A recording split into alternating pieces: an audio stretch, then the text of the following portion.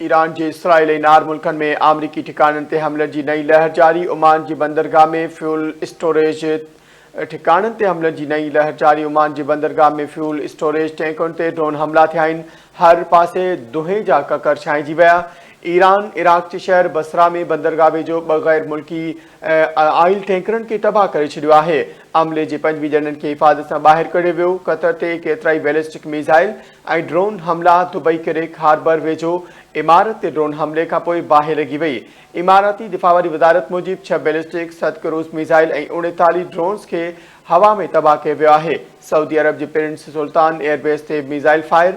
Saudi बचाव वारी वज़ारत मूजिबि दिफ़ाई निज़ाम मिसाइलुनि खे हदफ़ ताईं पहुचण खां अॻु ई तबाह करे छॾियो। कुवैत में फायर सेल बैलिस्टिक मिसाइलनि खे हवा में ई तबाह कयो वियो आहे।